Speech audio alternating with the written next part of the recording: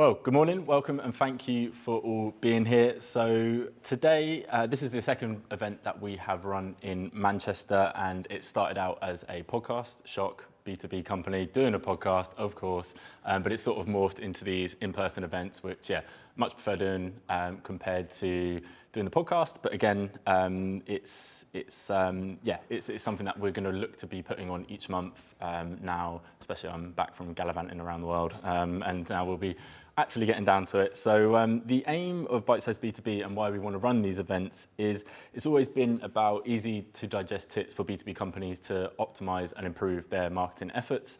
And that's the aim that we're trying to do today and in the future as well. And ultimately want to build a community of B2B marketers who can come together, can learn, and who can kind of overcome some challenges that they're facing. Like even a couple of people who I was speaking to before had kind of similar things they wanted to, kind of get out of this and do. So it's, again, trying to pick a topic and really diving deep into it and then, kind of overcoming those challenges together. So why did we pick this topic today?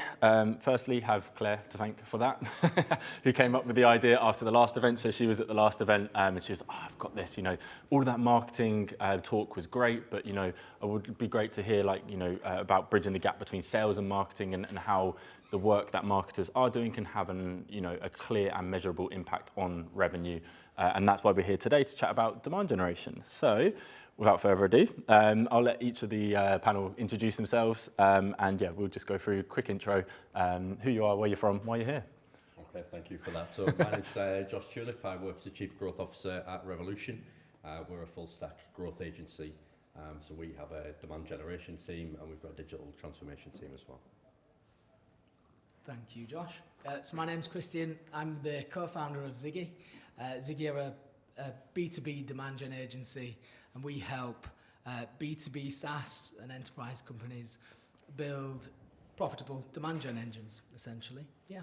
Perfect. So, before we dive into the nitty-gritty and go into the details of demand generation, for those that may be new to the concept, and can you just explain demand generation in its simplest terms and what's the core idea behind it? Yes, of course.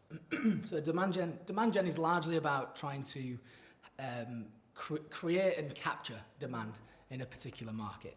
So unlike lead gen, demand gen is really designed to try to move and educate a market and move them through the sales funnel, through various different channels, through tactics, and it's a lot more data focused. So as an agency, what we try to do is build demand gen strategies that are accountable for revenue. So we measure the success of our marketing performance right through to revenue, which is not exactly what you do when you're operating a lead gen program. So that's one of the considerations. Yeah, I absolutely agree with that. I think also demand gen is a good way to align sales and marketing as well. I think usually traditional marketers in lead gen campaigns are really responsible for just generating as many leads as possible. It's usually a measure of success, isn't it? Whereas demand gen is very much about building trust within a market, acquiring more market share, and obviously seeing that through to the point of revenue as well.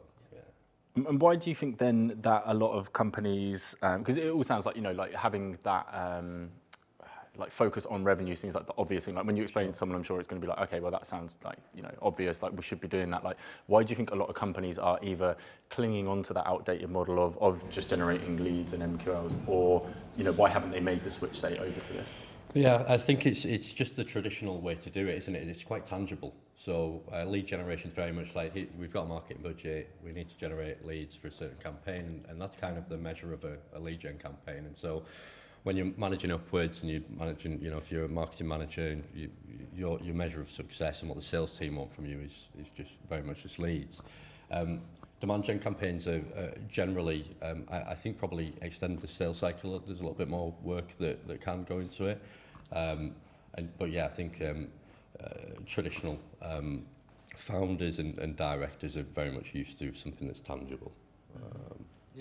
I think to add to that, one of the reasons why companies don't make this shift is the leadership team setting targets, right? So if there isn't natural, or historically most companies were not set up with an aligned marketing and sales function.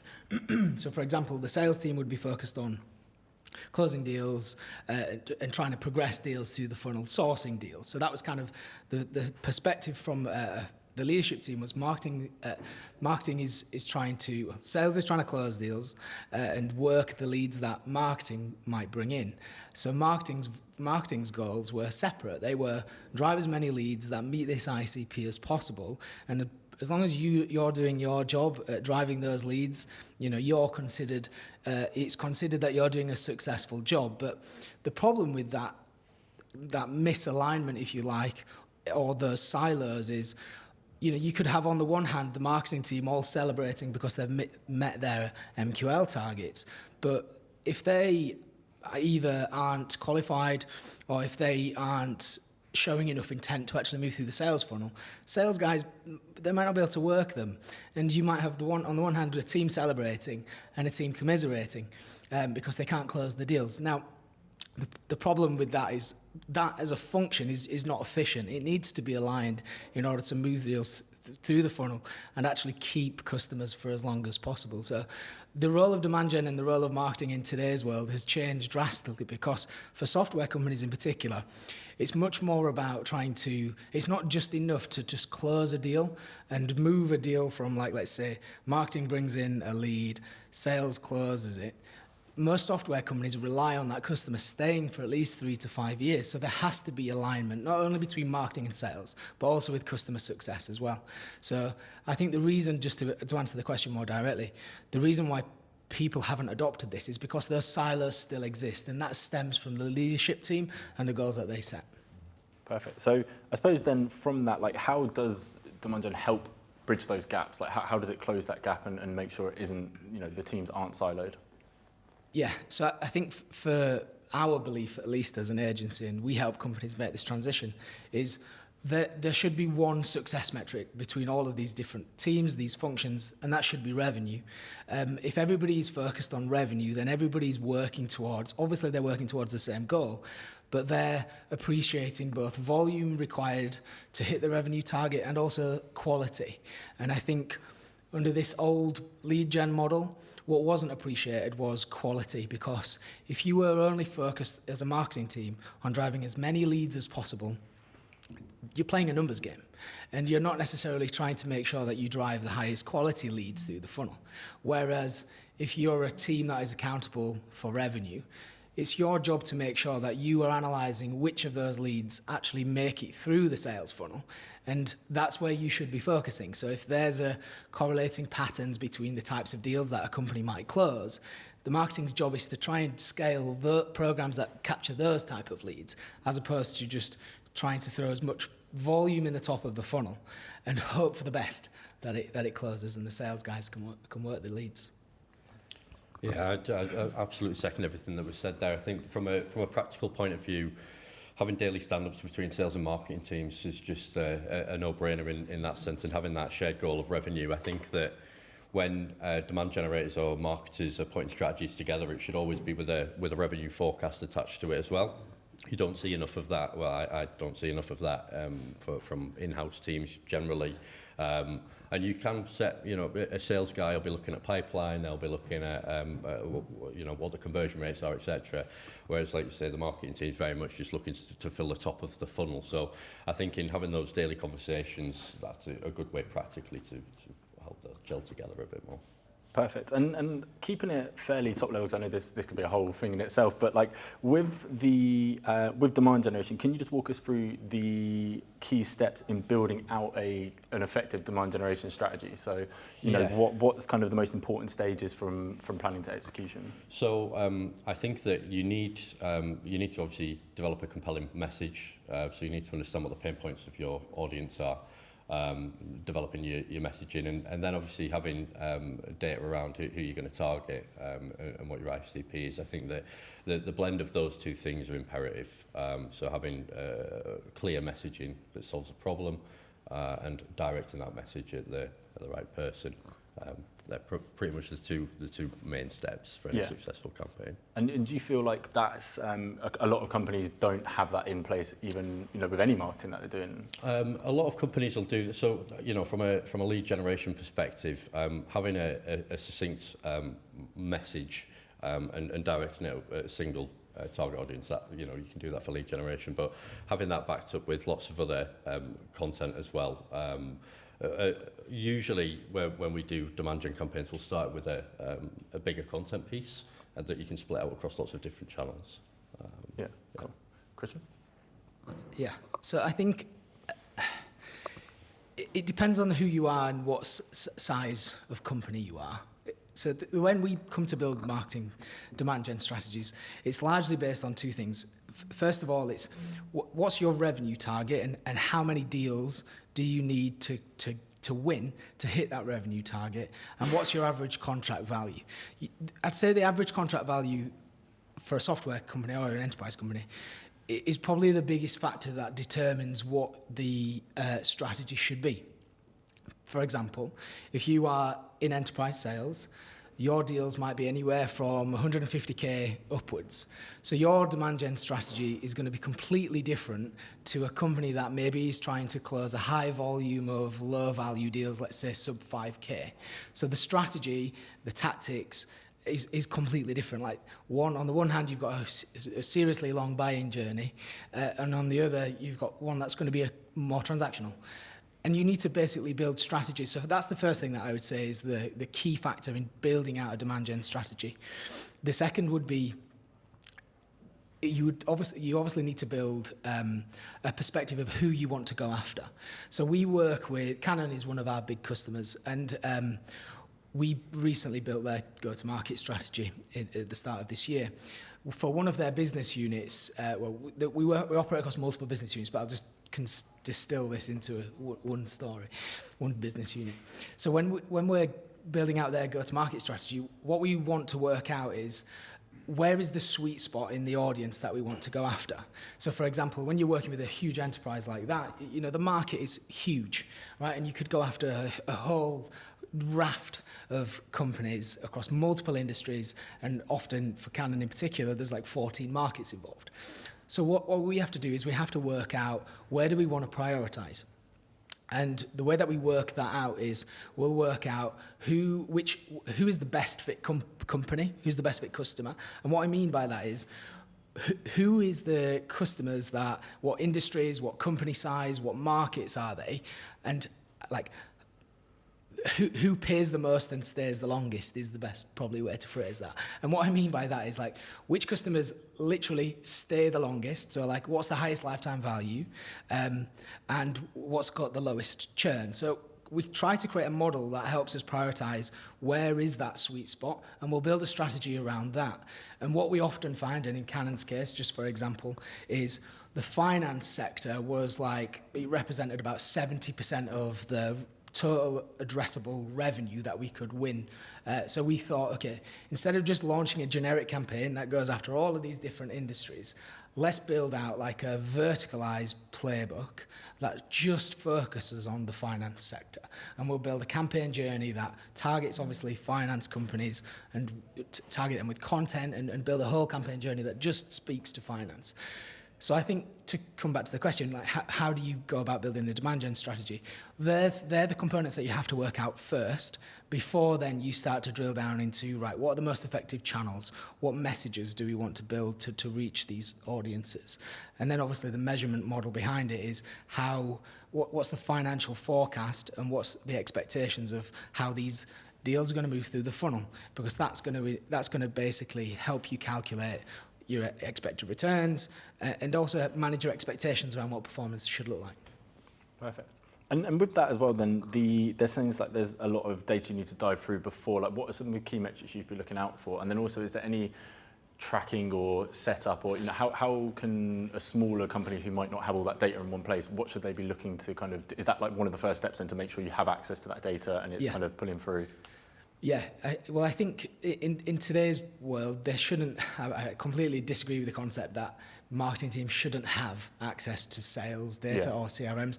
We've worked with some companies, I won't name them, big enterprise companies, and they're like, the marketing team internally doesn't even have access to the CRM, which is mind-blowing. It's like, how do you know where to prioritize if you can't understand where the company's revenue is coming from? The short answer to that is analyze your customer data. It lives in your CRM.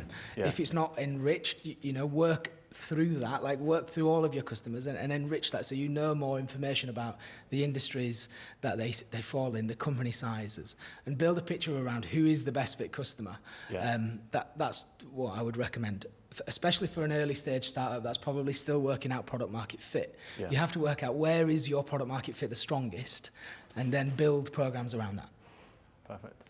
It's also, furthermore to that, it's also about building out the messaging for the specific decision makers within each of those business units as well. So, you know, a good place to start is obviously building out messaging around for procurement people within the leadership teams of the businesses that you're trying to target. For that, you'll be talking about cost savings, etc. For CEOs, you might talk about de-risking a potential service that they offer through partnership. Yeah. Nice. And you mentioned briefly before then, like, you know, you tend to start with, say, the one big content piece and then kind of split that out. Is that after you've done the research and you kind of got the strategy in place, that tends to be what it looks like, you know, picking the channels and then, like, well, having the message and the content and then putting it out in the certain channels. And what channels, I suppose, do you tend to kind of use to get that content out there? Yeah, well, the channels are dependent on where the audience is that you're trying to target, right? You've got different demographics on different channels.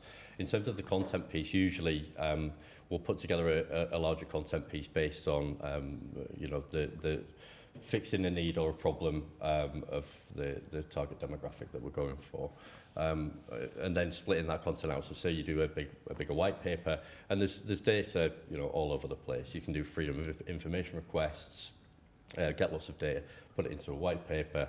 Obviously, you don't want to try to post a white paper on Instagram as an example. You split that out into short form content pieces, sliders, etc. But yeah, that's a good strategy. But yeah, in terms of platform, very much dependent on where people are. You know, if you're targeting CEOs and they're your key decision makers, then you want to be on LinkedIn, etc. It's also demand gen. It's not just about targeting the key decision makers. I think there's a lot of it that's to do with influencing people within businesses as well. So it depends on obviously the business unit sizes that you're trying to target and the territories. But often, if you think about a typical journey and trying to generate demand, you want to be putting content out there that maybe is more suited to the people that work within the business, people who work underneath the key decision maker, trying to consider all different people within your target accounts. And then during that research stage, to find out where the target audience is consuming that content, is it a case of doing, you know, direct interviews with them and asking them or finding out, or is there any kind of tools people can use, or how would you go about kind of figuring out where they consume the content? Yeah, I mean, there's lots of tools that you can use. I always think demand gen, very much about your technology stack that you've got, at your disposal, as well as tools like Spark Toro, if people have heard of that. That's sort of founded by Rand Fishkin, who was one of the founders of Moz. And that'll give you a lot of insights into where your audience is, you know, what Twitter accounts they follow and what type of blogs they look at, what newsletters are signed up to, etc. Yeah, cool. Yeah. Christian, anything to add to that in terms of the research? Yeah, I think like most companies ideally have come to market to solve a problem, first of all. So I think, you know, if you're a company and you've not really well defined that problem, that's got to be the number one thing that you do before you try to build out a strategy, because if you can't articulate the problem, how are you going to convince your audience that this problem is, you know, top of their priority list of problems, right? So building out, when I think about content, I think about it in two phases. I think about the first phase being like this problem aware phase, which is very much how can you convince your audience with content that the problem you solve is of enough urgency that they need to solve it now. So the content has got to be purely designed around like this problem, it needs solving now. So you've got to, in that layer, let's say, I know we've talked quite a lot about targeting, but you've got to think about how can we move them away from the status quo that they're in now. You've got to try to be a catalyst for change. And there's not like a silver bullet piece of content that's going to do that for you. It's a consistent effort across many different channels, many different mediums. So that's the first phase. And then the second phase is you've got to convince them that your solution is the best one for them. So I think about content in those two phases. So when doing research, you've got to really understand for the people that you need to speak to, what are the pains, what are the jobs that they have to do, and what are the pains associated with those jobs that you can solve. And it's about elevating your point of view, if you like, on that change in status quo. Just to add to that, so what you'll usually find is that, and like you said, demand generation, it's a continuous effort. It's evolving content, taking data that you've got, evolving market needs, etc. But usually what I've experienced is that it's usually a compelling event that happens within the client account. It's like, oh, we need that thing, we've got this problem right now.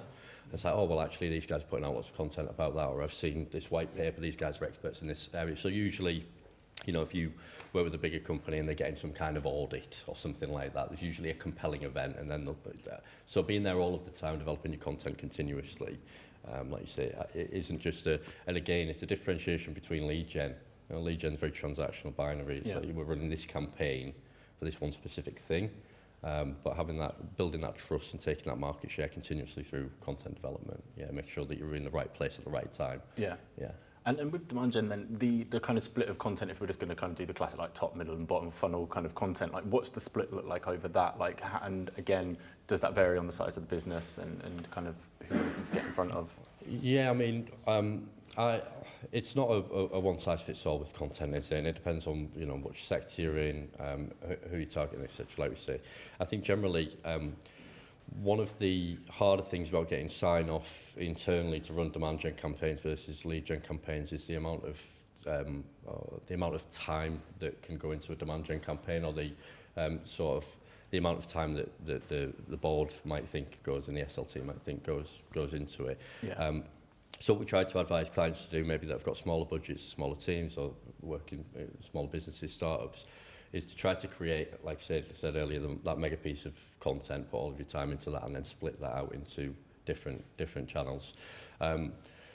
Obviously, if you invest, a couple of weeks or a month into a content piece, then you can use that across multiple channels, cold email outreach, whatever that might be, and that'll give you some data as well. So if the white paper is based on data, and you've got a lot of analysis in there, then your subject lines and your emails that you're putting out, 45% of people, this works for them, or whatever that might be. So I think creating a bigger content piece and investing in that generally works quite well, and then that top middle funnel, it can be sort of split out. Yeah. Christian, anything to add to that? Or? Yeah. I think a lot of companies struggle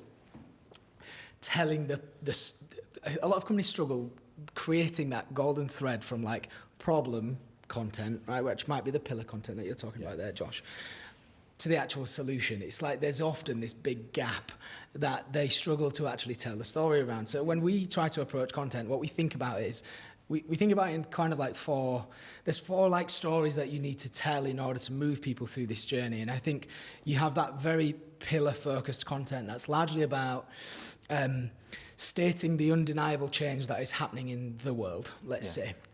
So this might be, you might articulate this change through like research reports or like pillar content that's really just going to position there's an old world and then there's a new world, and it's really lofty, and it's not designed to position a solution. It's designed to show the world that there's been a shift.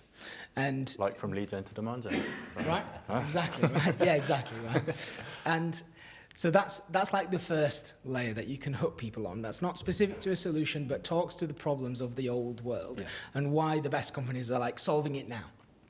There's a secondary layer then, which I think is telling the story from that like taking that old world, new world concept and framing it from a before and after point of view. So like drilling into the problems of the old world and showing what that before world looks like, and then also start positioning galvanizing the new world, if you like. So that might be this, like talking about the benefits of the solution. I'd take that then a step further with the next layer of content that talks specifically about use cases. So like, how can people specifically use your solution to make their job easier. And at this point, you're telling a really specific solution-focused story where people can literally see their jobs becoming so much easier with your solution. And then the final point is kind of the part where you have to persuade them that your solution is the only solution for them. And that's where you'd bring in things like case studies, customer testimonials, use your customers' words and amplify them as much as possible. So that's like how we go about building out content strategies for the companies that we work with, and that's kind of what we advise around, because we think that's kind of that gives you a framework really to tell the right story at each stage as people are moving through the funnel. And even the way you explain that, it just made me think of your website homepage. Like, you know, you have that kind of lofty statement at the top, then as you go down, you have the slide that says, this is the old way of doing it, this is the new way of doing it, and then you have your testimonials and customer things. So even on the smaller scale of like on the one page, it can be still translated, that idea of having like that, here's the utopia, here's the actual way we do it, and then kind of moving down like that. Yeah, exactly that. I think this is more like general, but I think it's so important for companies these days to have a point of view. Yeah. Like, you have to have a point of view. Like, what do you stand for and how do you differentiate yourself? And that lives through everything, not just in the demand gen team. It's also the sales language when they're having conversations. It's when you speak at events, you're elevating your point of view to the world. So I think that concept, that positioning of like the strategic narrative is kind of what you call it, is critical, I think, for every element of a business and helps companies differentiate. Yeah, and how did you figure it out for your own company? Like, I suppose that's just, I know it's not sort of related to this as much, but like, how did you get to that point as well? Like, how did you pick that differentiator? Yeah, it's a really question. So when we first came to market, so just for those that don't know, Ziggy's been around for like 4 years, that's all. Me and my co-founder Vix, we used to work for like a global demand gen agency, and we were at that agency, we were trying to move them in this direction, but we weren't getting the traction that we wanted. But what we'd kind of spotted was we worked with some of the best like tech companies at this old firm. We used to run demand gen programs for like LinkedIn Talent Solutions, who were really like the cutting edge really of tech and were living 10 years ahead of everybody else. So we kind of spotted this and thought, okay, if we could build an agency that helps companies solve this problem of moving marketing towards revenue, building like data pipelines so they can specifically see what marketing initiatives are impacting revenue, and then build marketing services around that, we'll genuinely be able to help software and enterprise companies like do better marketing, build better marketing programs, more profitable marketing programs. And when you work in that way, it becomes a lot easier because it's a much more black and white conversation around what's working and what's not, and you can iterate and then improve. And that working in that way as well helps marketing teams get a seat at the top table, because, for example, let's say you're going into a quarter and you're short on pipeline. Marketing can now say, okay, well, we can scale. If we spend an incremental like $1 million, let's say, we project that should deliver another 4 this quarter. So the conversation then, you know, you're in a much more strategic seat at the top table in order to actually influence the performance of a company.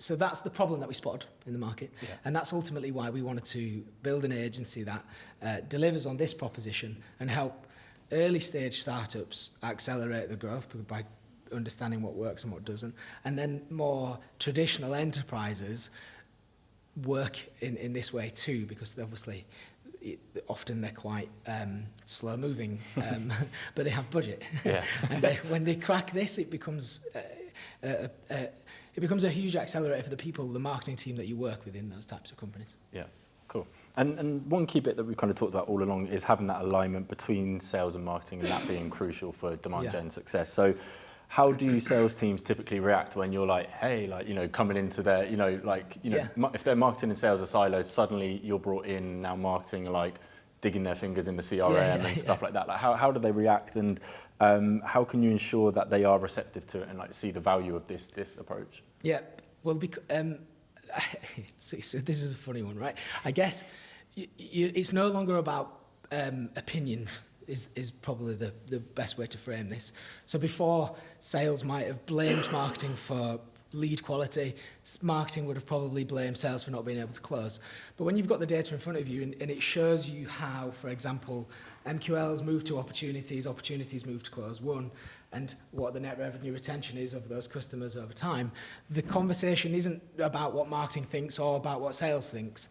It's very much about the close rates this year are down compared to last year, or breaking that even further. Like, I'll bring Canon just back into the story because I think it kind of like is a good example. We operate across 14 different markets. So our relationship as a marketing function with sales is we're working with 14 different sales teams that are country specific, right? So we can see if there is a problem in the sales funnel for a particular company because we can benchmark it against other countries. So let's say we're investing like millions of euros into each, well, not into each market, but overall, we're able to see, okay, the MQL to opportunity rate in Italy is really low. Why is that? And we can go and dig into that conversation. And instead of us as a marketing team saying, you know, you're doing a terrible job, we can see there's a break in the sales funnel between these stages. Is there a problem with qualification? Is there a problem with response times? And we find the root of the problem and then fix it, as opposed to just, I guess, throwing shade over the fence. So it becomes a much more collaborative effort between marketing and sales because it's in everybody's interest to get to revenue because that's the goal. Marketing is not just focused on driving MQLs and then just throwing it over the fence. It's very much how can we work together to impact the number that matters to both of us. Yeah, perfect. And I suppose transitioning from lead generation to demand generation it doesn't sound like it's an easy thing or a quick thing. So what practical steps can businesses, especially who are starting out on this journey, take to kind of start moving forward with this and moving away from, you know, a lead generation model? Yeah. Okay. So there's obviously quite a lot to do when you think about this. But first and foremost, there has to be a mindset shift because it's not just about driving revenue. It's also about trying to educate a market. So the leadership team has to go on a transition where they're no longer expecting leads, just high volume of leads, and that being the success metric. In most scenarios, what you'll find is when you move away from that old model to the new model is lead volume will fall, but you'll find that opportunity volume increases, and that's simply because you're working out which of those leads drives opportunities. And if that means we drive less leads, that's surely a good thing because you'll be building a more cost-efficient program. So first of all, there's got to be a mindset shift. And the second part to that was educating the market means you've got to invest in awareness programs that aren't designed to drive leads. So and this is so important even in today's world. It's not just about trying to, produce a piece of pillar content, gate it, and then try and drive as many leads as possible to satisfy that vanity metric. You've got to look at it through the lens of, we want to go after this market and we have to invest in content that they consume in a variety of different ways. Like, you only have to look at LinkedIn today to see the amount of short form video that doesn't have any kind of transaction, to see that the world is changing, especially around content. And you can't simply just gate something these days and expect to move a market. You've got to try to attack it from every single angle. So I think the mindset shift is in the leadership team is critical. The third part to that is you then have to build a centralized, I suppose, data model, which sounds a lot more complex. If you're a really small company, you don't need to build a big fancy data pipeline to tell you how you're doing. You just got to work in the CRM to understand what's moving through the funnel and what isn't.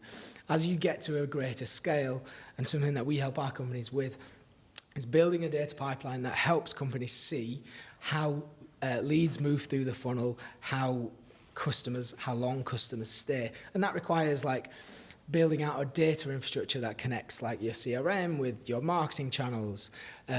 Perhaps it also brings in your product data so you can analyze usage by customer.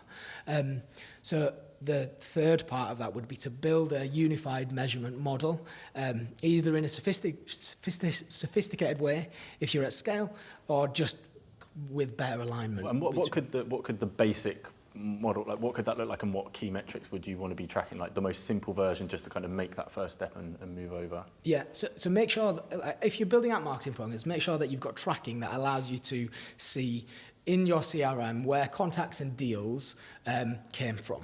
So I'm just talking in the most basic sense. Make sure you've got like UTM tracking flowing right through your CRM.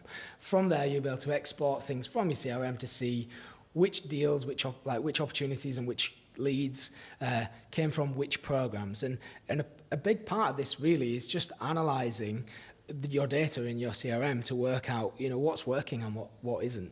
Yeah, cool.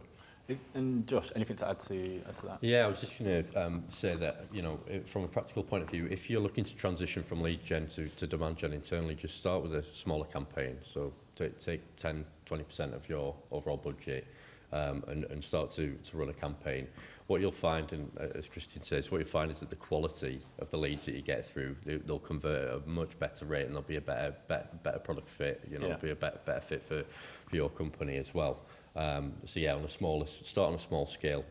What you'll have there is you'll be able to build a case study around that, and then present that back to the SLT if that's what's needed. Yeah. Any sort of forward-thinking SLT that's wanting to sort of modernise the way that their company is marketed should be happy to spend, either put more budget into the overall budget or to apportion some budget. It's an easier sign-off than saying we're going to stop doing that and we're going to start doing this. Yeah. So actually we want to try this new thing out, so we're going to take a little bit of that budget, we're going to do it on a small scale. And to be fair, like if they are doing lead gen properly as such, they've done the research, they've tried to create this content, this pillar piece of content and stuff like that. It sounds like there's not too much different. There's obviously the mindset shift and kind of convincing people on the leadership team or internally to kind of move to this model. But if they're doing they've done the research, they've got a strong brand, they understand the customer, they've created this content based on that pain point, and they've got the thread. It doesn't seem like it's too different to kind of potentially what they're doing already. There's just a few bits of conversations and changes internally. It shouldn't be. I think sometimes there'll be, it's easy to sit here and say, talk about aligning marketing and sales, but in reality, it's it can be very difficult to do. And if the tap turns off just a little bit and you've got the sales team banging on the door saying what's going on, there's not enough coming through, and I'm trying this new thing, it'll be better. It's really difficult. But yeah, you've just got to be really persistent with it. Like you say, you should have quite a lot of data if you've been running lead gen campaigns. And so, it's starting small. Cool. And then you mentioned before, like the tech stack was like a really important aspect of demand gen. So what role does it play, and what are some of the must-have tools or platforms or, software that people should be signing up for or using? Yeah, well, I think, this can be difficult for smaller businesses because, you need a CRM really, and it can often be quite a big investment. It depends what you use. At Revolution, we're a HubSpot Platinum partner, so I always recommend HubSpot generally, but Salesforce. There's a lot of other good ones out there as well, obviously. Having the ability to track where people are coming from, what they're doing when they're on the website. So I like, if you're driving people to a landing page using things like Hotjar, there's a free account of Hotjar, so if you've got a website, get that installed. That's really good. But yeah, anything that's going to help you to track how fast you're scaling or to identify where you've got problems in the funnel is a necessity, but definitely a CRM system. It should be the heart and soul of any campaign. Cool. Christian, anything to add? Or? I think just second to that, really. I think you've got to have a CRM. If your sales team aren't working in a CRM, then you've got a bigger problem than whether you a little spreadsheet. It happens a lot, so obviously, CRM. And do you think it's just cost really? Like it's just like or they're just used to doing it the old way and Yeah. Do you know what? Yeah, we've thinking about it more. The more I think about it, we've worked with some big companies that are just pretty behind the times. And it is the point on the CRM. It's critical because you need to understand how deals move through the funnel. And there has to be sales process and rigor around how leads are worked. Because if there isn't, like for example, SLAs for how long somebody takes to follow up, you'll find massive inconsistencies in your performance. We ran this analysis for a US software company where we were analysing like lead response times and how it affected win rate. This company, just to build a picture of it, was selling clocking in and clocking out software and hardware too. So we were dealing in like high volumes, low average contract values, like sub 5k deals they were. And they had a big sales team. it was like a one-touch sales process. So the salesperson would respond to an inbound lead and try and close it in a short window, 2 weeks probably max. And we found that if a salesperson took longer than 2 hours to respond to a lead, it like affected the win rate by like over 50%. So there was half the chance of it closing. And we found, I can't remember the exact stats to this now, but we found if they responded in the first 30 minutes, the win rate was like 3 times higher than the average, which was just mind-blowing. And we shared this with the leadership team, and they were like, right, putting in some sharper SLAs, and it had a huge effect on how leads move through the funnel and win rate ultimately. So yeah, all of that, the CRM is the key component, I'd say. You can often hear like this conversation, for some of the larger companies might lend itself to the idea that people need ABM programs. So like if you're in enterprise sales, you should probably be thinking about ABM as a strategy for you guys, because if you're selling deals that are worth 150k plus a year, your audience is more narrow. So you need to work out who are the actual accounts that can afford this, and that's where an ABM strategy comes in, because you're targeting people based on like the company that they work at. To bring it back to the tech stack point of view, that I wouldn't suggest that you need an ABM tool to be able to work all that out or be able to run ABM programs. That's a little bit of a myth, and the data that sits behind those ABM tools is often just not very good. So just if you are selling to enterprise and considering an ABM tool, you can validate the effectiveness of ABM as a strategy without buying a 30 grand a year tool to do that. Cool. And you mentioned previously as well, like about retention and like demand gen, not only just focusing on the client signing or winning that deal. Mm-hmm. So, how can demand gen, how can you apply those principles, I suppose, to customer retention and any expansion? Yeah, that's a great question. So I think, this point is an interesting one. So the shift doesn't stop from marketing just earning responsibility to revenue. Revenue is often calculated against the first year's average contract value. So you could essentially say, okay, if whenever we talk about revenue, it generally means the year one deal value. But for most software companies, they need deals to last at least 3 to 5 years to be able to get some degree of profitability.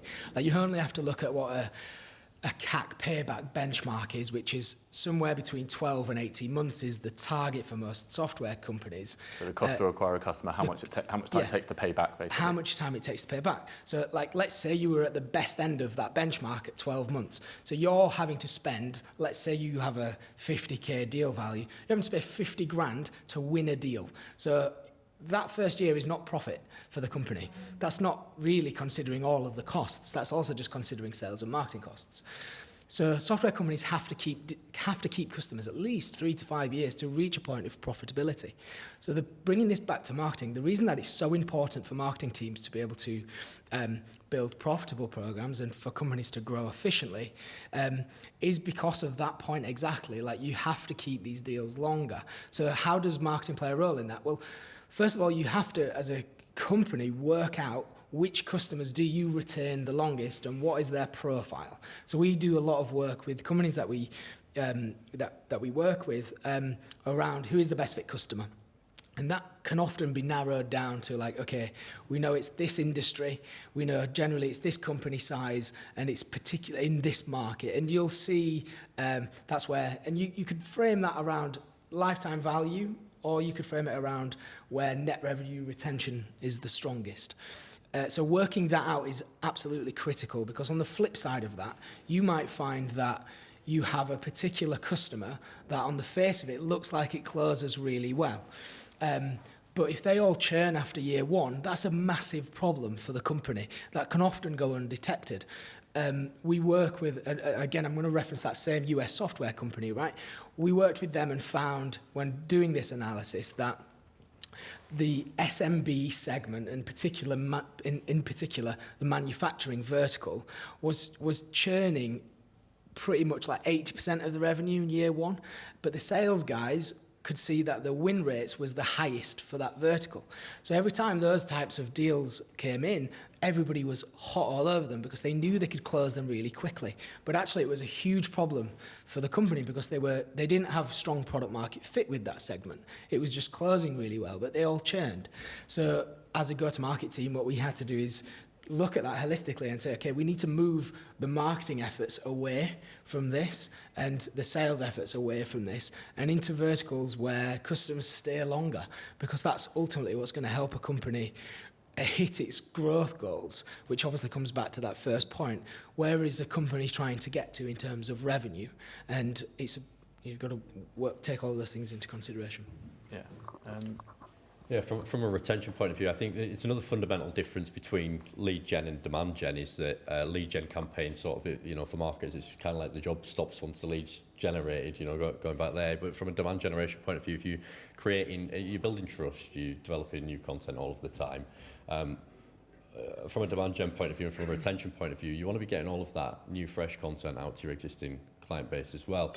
And especially, you mentioned sort of work with Canon across multiple different territories. Now, if they had a different procurement office for each country, I don't know how it's set up, but we've worked with companies before where there's two different teams that could both use our services, but one team doesn't know that they're working with us and we're solving a problem for them.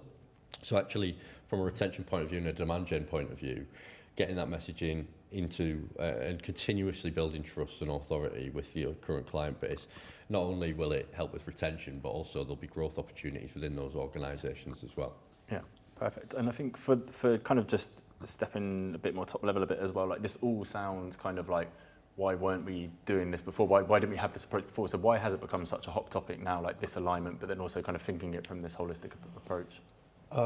Yeah, it's a really good question. I think technology's obviously played a big part. We've got more access to data, I feel, at the minute than we ever have done. For Chris, we've worked in demand gen now for a long time, and it's a different mindset thing. So when we talk about, well, for me anyway, I don't want to talk for you, but when we talk about demand gen, I've been doing this for a long time already. It's just becoming a lot more mass market, I think, because of the access to information, the access to data is never, there's never been more. And people as well, if you're a marketer or a demand generator, people are a lot more likely to sort of self-educate as well. People want to know about data. People, I think that more people are talking about revenue when they work in marketing now. It doesn't happen enough still, but I think we're in this sort of evolving landscape, and demand gen now is just, the way that everybody's sort of turning their head. Yeah, and I think it kind of touches on what you had said before as well about how now, rather than downloading a massive white paper on demand gen, you'll probably see the same guy popping up on LinkedIn talking about it, and that building that trust over time, and you're like, oh, that makes sense, that makes sense, I don't agree with that, and then oh, that makes sense. And it's kind of, as you were saying, it's kind of supporting that model, isn't it? We're kind of how things have moved. A lot of us now, if you say where do you consume your content, and most of it will be well, short little bits on LinkedIn, or occasionally you might go off and research how to do something and go a bit more in depth and go yourself out somewhere else, isn't it? So yeah. So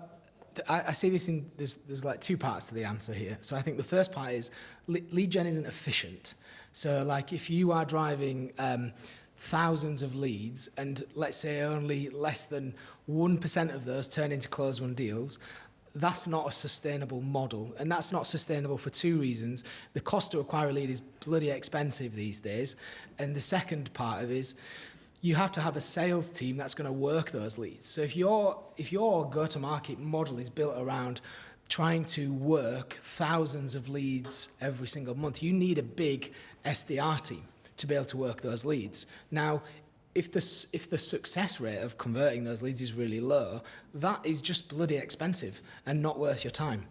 But I'd wrap this into a bigger narrative, really, which is, I look at the world, there's two worlds really that I kind of see today. There's an old world which is largely defined by, you could call this the golden age of SaaS, right? Where you largely look at this through the lens of the mantra that most companies had, and if you were to put a time frame on this, you'd say it's 2010 to 2022, and then the crash happened. And I think most companies in that model had a growth at all costs mindset, right? Which basically meant the way that a company can scale up its funding rounds and scale its revenue is just by spending more. The more we spend, the faster we grow, the more funding we get, the higher our valuation. That was the model in that old world. But that, and ultimately, how did that affect marketing teams? Well, I think that affected marketing teams by allowing them to run really inefficient programs in the name of scale. And we worked with Stripe in their early days, and they really fit into this category where we helped scale their spend from like hundreds of thousands to millions and millions a month in paid advertising spend. And they very much was just about, we have to win market share at any cost. So they were just spending as aggressively as possible. The crash happened then, which meant that interest rates are stuck and still are today around 5%. That created a problem in that like venture capital market, because it meant that fundraising rounds were no longer cheap and easy. Getting funding is a lot harder, and funding isn't just based on how fast your revenue is growing, it's based on what your overall unit economics are. So how well are you winning new business, but how long are you retaining that for? So net revenue retention is a big part of what funding is based on these days. So that puts pressure on the marketing team to build efficient programs, because companies these days have to find cheaper paths to market. It's no longer acceptable to spend like $4 on marketing to win one back. Like, that's not going to help a company grow anymore. So I think the macro shift is built around that. So we're now in an era of efficient growth, and we've moved away from growth at all cost, which I think affects this conversation massively too. Perfect. Cool. Josh, final question to kind of close this out and bring it full circle is, and we'll have questions from the audience as well, is what do you think the future of demand gen looks like, and what can businesses do to start preparing now, or what should they be doing already? Yeah, well, obviously, you know, AI, generative AI is a massive topic, isn't it? And I think that that's obviously going to play a huge role. It's a very cliche answer that everybody was probably expecting, but I think that as we got quite far through this without mentioning AI, so we've done pretty well. There was a prize if we didn't mention it, but now you've lost that. I've used a good answer as well, so it's tough. But it's one of those where I think, you know, AI is going to allow demand gen teams to be sort of like even more hyper-personalised than you can be nowadays, and not only from a messaging and content perspective and being able to scale that up. Even analysing the data as well, I suppose. I was just going to say, from a data analytics perspective and analysing your funnel, and, you know, that super interesting insight that you had about the SLA, 30 minutes to, you know, 2 hours, and the difference that makes. You know, if you're a you know, highly competent demand generator, like, the human eye will spot that. But, you know, it's going to enable teams that, you know, maybe spread too thinly to scale. And so, I think probably that's going to be one of the biggest changes to come. And so, I mean, it's already taking hold at the minute. Yeah. Nice. Was that your answer, was it? No. Well, I think buying behaviour's changed. Yeah. I think that's probably how I'd frame it. Buying behaviour today has changed, and the old tactics were largely built around lead gen. Maybe it was like gating a piece of content and trying to distribute that as much as possible. That might have got people in the funnel in that old world. And whilst it wasn't very efficient, maybe people did move through the funnel sometimes. But I think the way that people consume content and buy from companies has fundamentally changed now.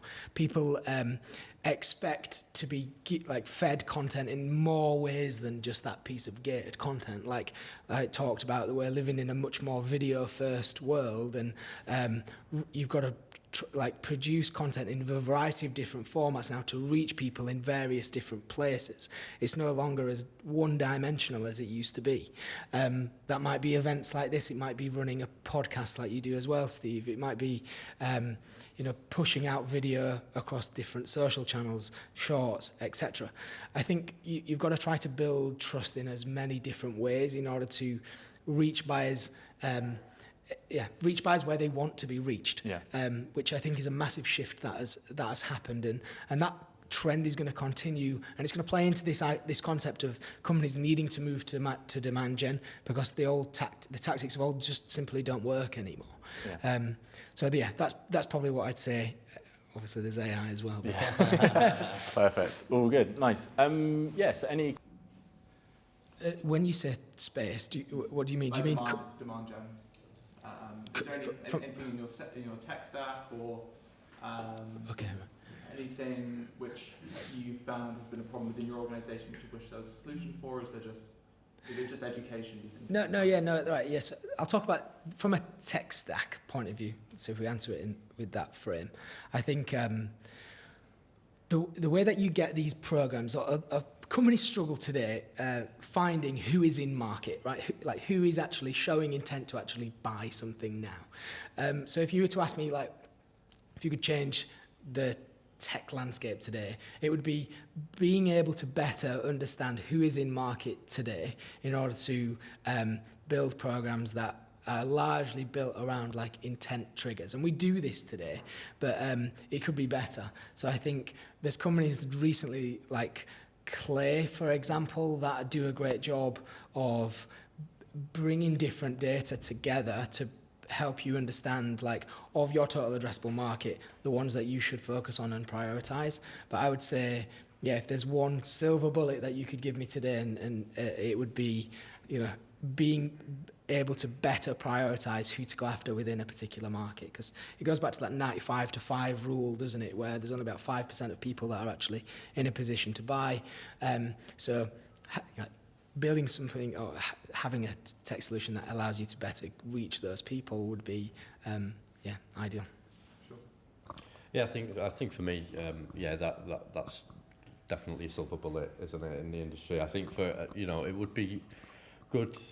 And I mean, these tools probably just do exist, but I just don't know about them. But I think that whole getting sign off from your SLT piece, or trying to get buy-in for demand gen, is still probably one of the single biggest challenges, getting budget sign off. And so if you talk about sort of advanced data modelling and stuff earlier on, like if you know how to do that, that's fine. But if you're sort of a market manager who's spread really thin, doesn't really know how to connect all of your integrations with Looker Studio to build some kind of funnel to present that to the board, like if there was an easy way or an easy bit of tech that could do that for you and sort of create a very simple revenue report, demand gen report, then I think that would be really good, like a mass market. Yeah, I don't know of any of them. You probably do, but no. We build that type of stuff. Yeah, well, so do we. Keeping it to himself, isn't it? Yeah, He's it's like not sharing any of this. It's like a mass market one for like internal marketing managers. I think that would be good. Yeah. There we go. Yeah. New idea. There we go. A little bit of SaaS. Cool. Go for it, Ash. Yeah, sure. So there isn't really a one-size-fits-all. Obviously, you can come with your tactics and playbooks by each of the different service areas, SEO, PPC, whatever that might look like. We usually, at Revolution, we do something called a growth sprint. I'm not sure if people are familiar with that, but it's like a workshop that we run. It's like growth hacking and a design sprint. We kind of take it to like a Google methodology. So we'll usually go in and we'll find out what the objectives are of the businesses that we're working with first, and we'll sort of pick 3 key objectives, and then we build everything out based around that. And being a growth agency with a sort of a sales focus and a marketing focus, we do take it all the way through. So we've got one client that we work with out in the US. We do their demand gen. We've done the digital transformation, so we built them a platform. We do the demand gen to drive leads and etc.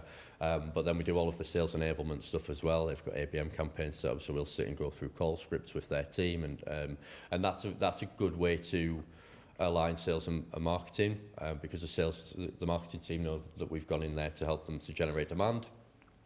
And then we sat with the sales team, and they're like, "Oh, you're the guys that are, helping to generate the leads," and so they start to see the value in what the marketing team do as well. And it does bring everything together. But yeah, it's a holistic approach. Yeah.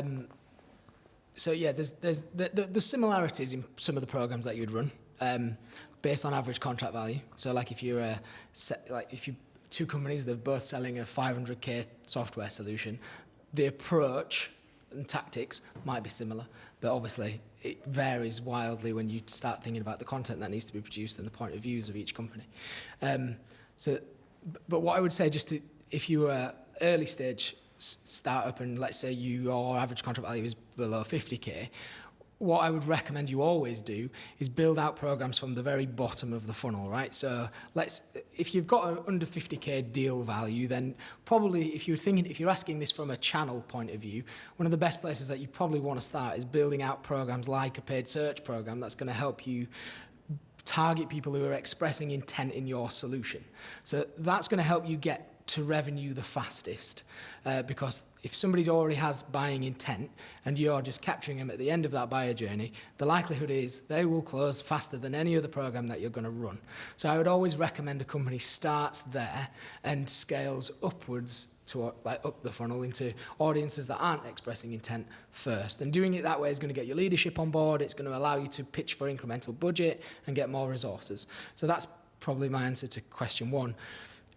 God, your two-part question has thrown me. I was thinking, don't forget the second question. Don't forget the second question. Where does the book stop? Where does the book stop? That was it, yeah. So where does the book stop? Right, so for us in particular, our book stops at revenue. So we define our point of view on marketing, and the way that we position ourselves in the market is we're an agency that's accountable for revenue. So at the start of an engagement, we will sit down with a company and work backwards from their revenue goal and say, right, our part in helping you reach this revenue target based on the budget you have is going to be X in terms of revenue. And this is the model that we are predicting to help us get us there. And we'll work out like how many MQLs we need, opportunities we need, pipeline we need. And in between all of that will be like conversion rates. So as a team, what we'll do is we'll work out, if we're not hitting that target that we've kind of set out to at a revenue level, we'll know where we're falling below the benchmark that we've set ourselves. And that's a conversation that we would have with, depending on the size of the company, it might be like with VPs of market in an enterprise company, or if it's a scale-up company, let's say Series B and below, you might be working directly with the board and saying to them, right, we initially forecasted a close rate of 30%, we're closing deals at 15%. This is the reason that we're not hitting the targets that we set out. Yeah. Put down the mic. Get him off the mic. But where does it stop? So like we're working with a company today that's really ramping up their spend. So specifically with paid spend, we're working with them. And they're going from spending like 60k a month to like 180k a month. And we're every week in a meeting with the board, reporting on how this is working, where we're seeing success, and how we're scaling. So in that meeting, there's literally the CEO, the CFO, the chief sales officer, and we're all collectively like micromanaging the performance of these programs because we're all set out to try and scale revenue exponentially. So that's probably where the book stops. It's not like that in every environment. Like you wouldn't imagine that's the environment if you're working with a big enterprise company with thousands of employees. There's lots of people you'd work with before you reach that level. So that's where our book stops, which might not be a representation of everybody, but yeah, that's kind of that's the world that I want that's where I want the world to be. Because when you're working with that type of alignment, that's when you can actually start to move mountains. Yeah, and what if you notice where you were saying before, like the time to get in contact with the lead was, let's say you had two markets, these people are getting back to them in half an hour, the close rate is higher, these people aren't, and it's lower. Would you then, that's what you report on as well, like you say, like, look, we're noticing this, and then they need to fix it, basically? Yeah, 100%. So it's everybody's working together. Or would you consult on that a little bit? Would you say you should be doing this, or would you just say like, hey, you need to fix this, and then they'll go and fix it? No, I wouldn't consult on that. What I'd do is present the problem and then just use that as a forum to discuss it. There you go. Yeah, but as a team, we're all responsible for trying to improve performance. So it's not so much a blame game. It's okay, we're seeing there's a problem here that we need to fix. And then the sales director would go off and fix that. And then, and the CEO would be like, why the fuck are we not responding to these faster? And he'd get mad about it in the meeting, and the sales guy goes and sorts it. Cries for a bit, and then it's done. So, I mean, we always have to have access to the CRM to be able to report back to revenue. So that's a prerequisite of working with us.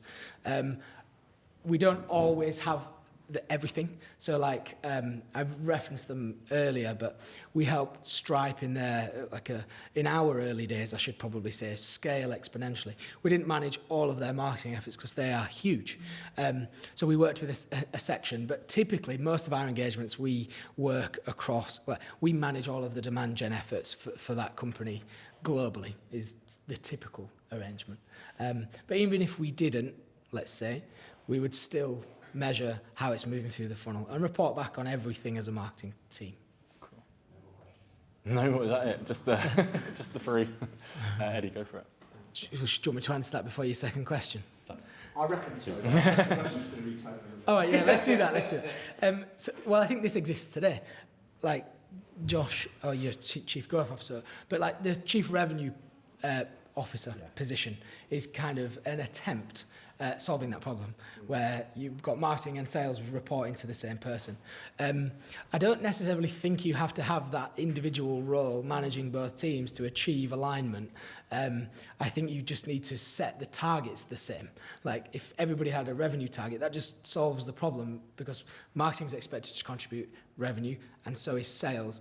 You know, that's shared revenue. It's not that marketing team has done this without sales. Like they work cohesively together, not independently. So I think the problem is solved largely just by changing the targets and changing the goal. Yeah. Does that answer the question? Just trying to think back to what it was. I think, and this is an interesting point, because this is where, as an agency, we help a lot of companies that have, most companies these days, marketing teams are targeted on revenue. That's kind of, people have made that shift. But what they haven't made a shift is actually how they don't understand how they're actually impacting revenue or how to report on revenue. So I think you have to be able to build that. It's not just about setting targets, it's about being able to build a measurement framework that allows marketing to see how they're impacting revenue. So I think you have to have the second thing in order to actually be able to achieve the first thing. It's a little bit unfair if marketing are just given a revenue target with no real understanding of how they're actually impacting revenue. Once you've solved the second part, though, that's completely justified, and everybody can be working in the right direction. Yeah. Well, I don't think you need a lot of tools. I think just having a CRM is a basic for most companies generally. So how would those earlier stage companies start? Well, I think if you're earlier stage, you've got to work out where is your product market fit the strongest. Because if you don't have product market fit, you've not got a great read on where you're going to win. So if you, first of all, as a marketing function, is work out where that is the strongest, and then try to build programs that help that scale. If you look at this on a growth curve, so I'm just imagining we have this slide which talks about like the stages of growth, for example, that we often talk to people about, and you have different problems at each stage of growth. So in that early stage, and I'm talking now about series A and below, you're really trying to work out what your product market fit is. After you get past that stage, so like $1 million plus in revenue, you're working out what your go-to-market fit is. And that means how can you scale efficiently?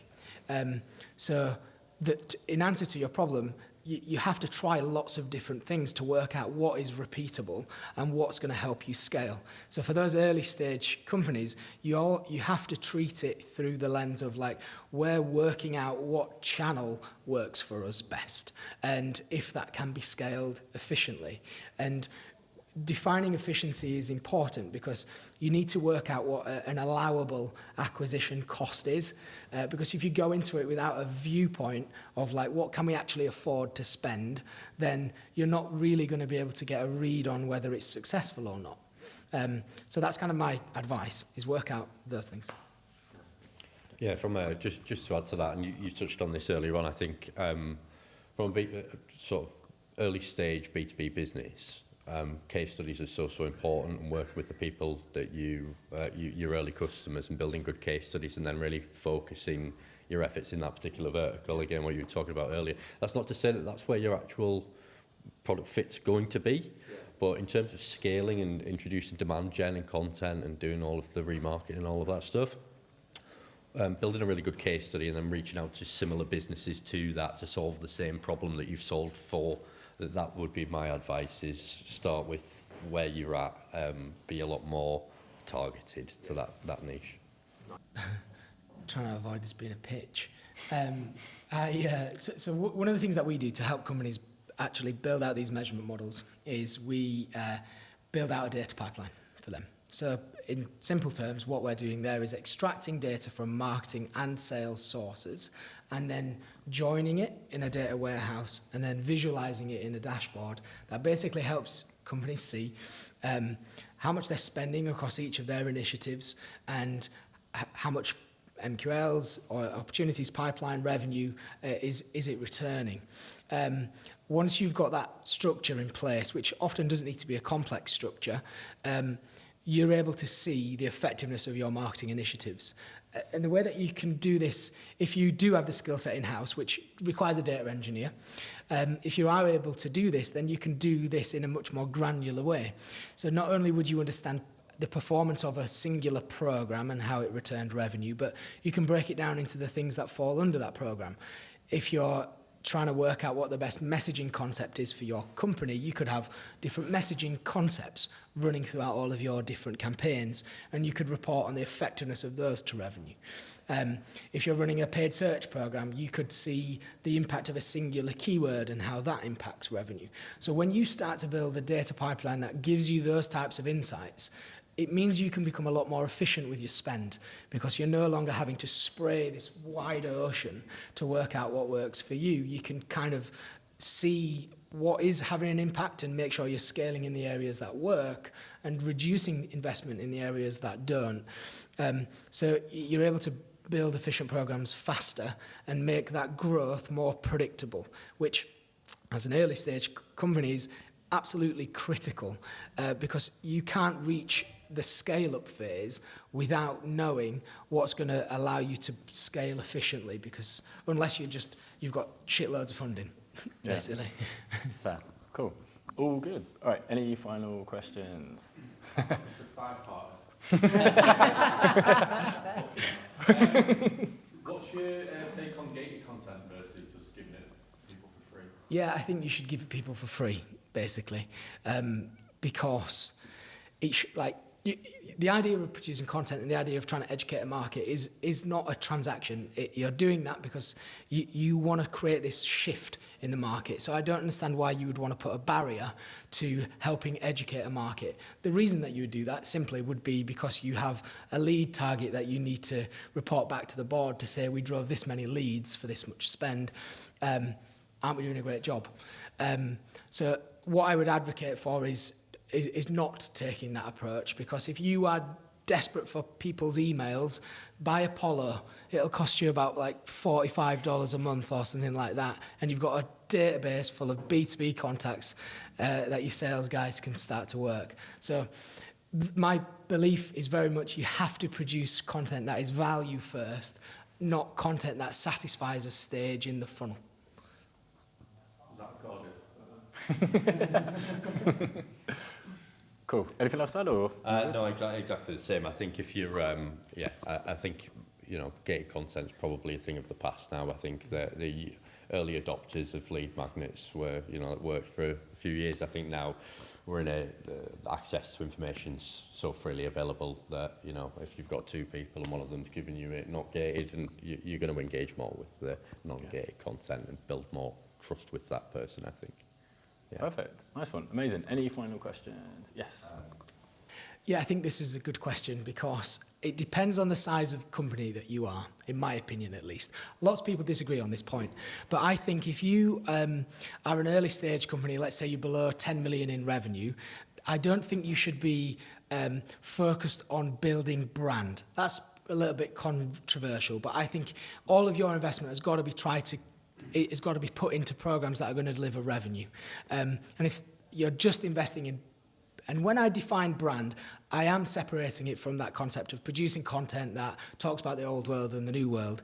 I'm talking about like big, expensive initiatives that are way loftier than that.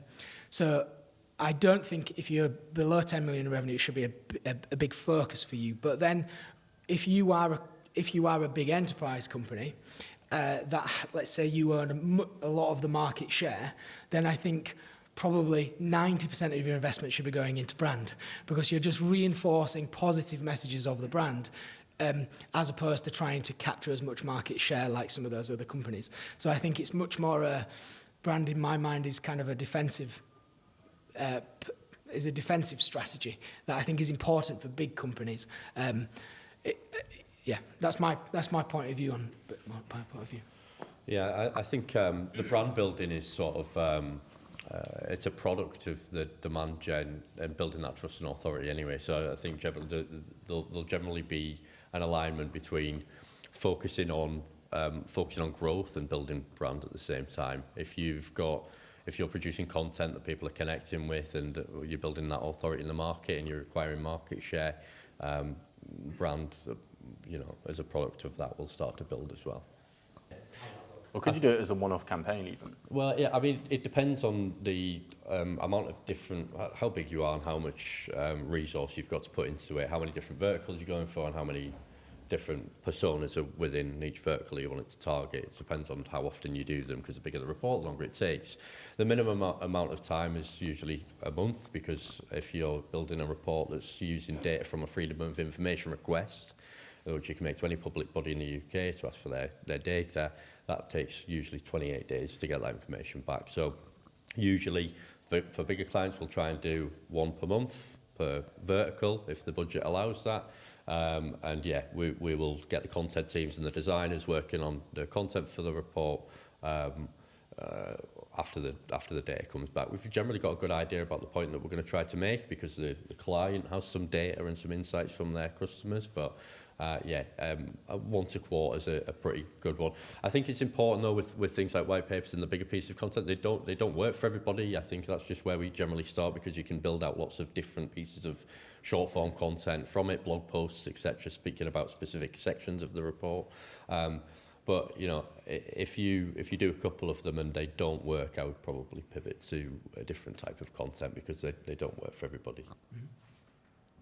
Yeah, I mean, I've not got too much more to add to that. I'd say the only factor that you want to consider is how long that message has been in the market. So if you're talking about a big loftier piece of content or theme that's positioning that old world versus new world, I wouldn't recommend changing that too frequently, because you need time for that message to set into the market and reach new people constantly. So whilst I think it's important to have a regular, and I agree, quarterly cadence of shipping lots of new content, you don't want to dilute the message or make it look like you're not banging the same drum when you're talking at that high level.